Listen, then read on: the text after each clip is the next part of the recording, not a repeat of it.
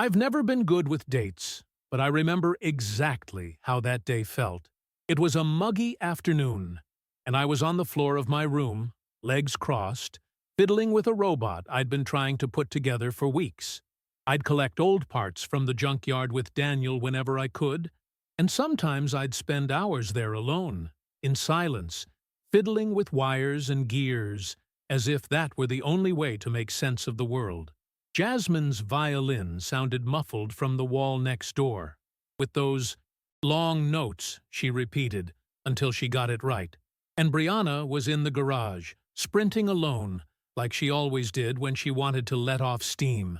It was a normal Tuesday, until Rebecca knocked on the door with a blue box in her arms. She smiled small, a little hesitantly, and said, "We thought it was time to talk about some things." My body froze inside. We'd always known we weren't their biological children. All we had to do was look in the mirror. But until then, knowing was different from feeling. And that day would be the first day I'd ever feel it. The box wasn't very big, but it looked heavy. Inside were hospital papers, some photos from when we were born, an identification bracelet, and a sealed white envelope. Daniel sat on the floor with me without saying anything, just letting his hand rest on my shoulder. Rebecca seemed more nervous than we were. She started speaking slowly, explaining that our biological parents had left us at the hospital right after we were born. I remember looking at the photo of the 3 babies in the crib. The image was strange, because I knew one of them was me, but I didn't recognize myself there. She said that, even though the DNA test proved we were their children, they both refused to stay. They said it was impossible. They said this with the certainty of someone who refuses to see. I listened, but my mind was stuck on one detail.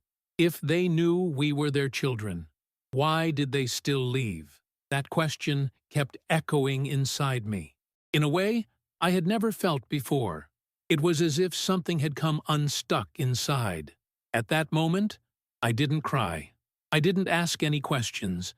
I just kept looking at the photo, trying to understand what made no sense to me. I was 11 years old, and for the first time I understood what the word abandonment meant. It wasn't like in the movies. It didn't come with screams or loud tears. It was a strange silence inside, a hole. I saw Rebecca trying to measure each word, as if she were walking on glass. "They weren't ready," she said. "They couldn't understand what happened." But at that moment, all I heard was that someone had looked at me, at my baby face, and decided they didn't want it. Rebecca said that maybe it was fear, embarrassment, but it was no use. It was as if it had gone through me without asking permission. I didn't know how to react, so I just stood there, silent, with my hands sweating over the photo, while I tried to find some logic in a feeling that seemed too big for me. After the conversation ended, I went out into the backyard. I sat on the edge of the pond, my feet dirty with dirt dangling, listening to the sound of Briana running alone in the background. She didn't know yet. Neither did Jasmine. I was the first to hear. I think Rebecca chose to tell me first, because I was the one who asked the most questions about things. I was always poking around, taking things apart, creating theories, wanting to understand everything. But that day, I didn't want to understand anything. I wished that it hadn't happened. I looked up at the sky and found myself wondering if they, the others, had ever thought about us again. Did they remember our anniversary? Had they given us names before they left? For a second, I imagined that maybe they would show up one day, ringing our doorbell. But then I felt angry for thinking about it. It was as if imagining that possibility was a betrayal of Daniel and Rebecca. And yet, I thought about it, not because I wanted to change, but because I wanted to understand why someone would choose not to stay. That night, dinner was quieter than usual.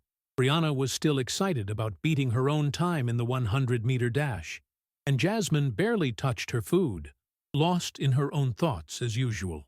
Daniel tried to make conversation, but no one would engage. I couldn't bring myself to tell them. It felt like if I said it out loud, it would hurt more. I just wanted everything to go back to the way it was. After we finished eating, I went up to my room and stared at the ceiling. There was a crack there that made a crooked pattern, like someone had tried to write a word that no one could read. I stared at it for a long time. I felt strange, like some part of me had broken. I couldn't really explain it. It was a mix of shame, anger, sadness, and a bunch of questions that no one could answer. The truth is, I felt abandoned. Not at that moment, but back when it all started, and I didn't even know I was being abandoned.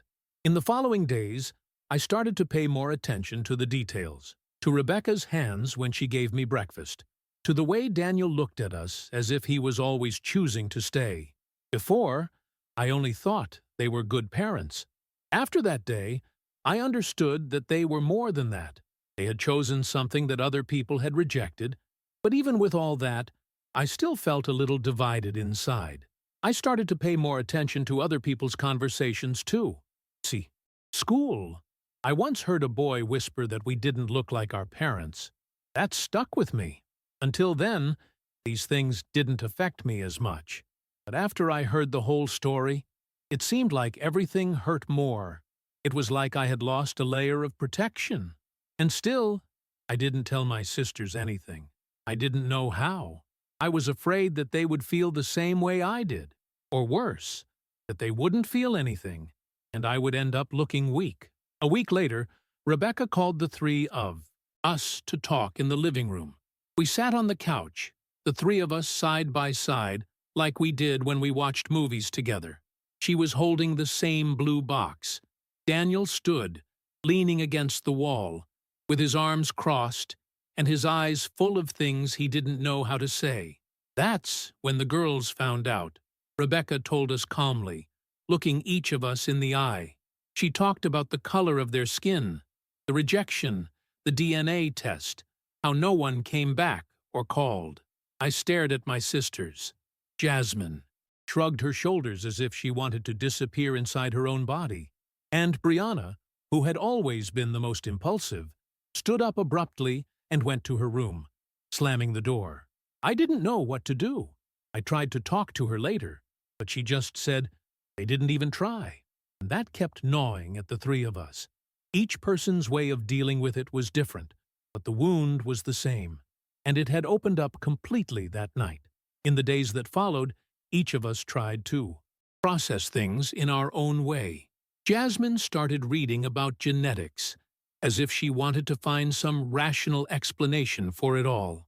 Sometimes, she would go into her room with books from the library and not talk to anyone. Briana threw herself into her workouts. She would run so much that her legs would tremble when she came back.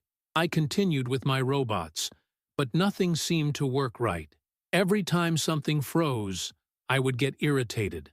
I started to lose my patience with everything. One of those times, Daniel called me to help him change the light bulb in the garage. In the middle of the silence, he said, "You don't have to understand everything right now, Chris. We just wanted you to know the truth, because you deserve to know." I just nodded. I couldn't answer. But inside, a part of me was grateful.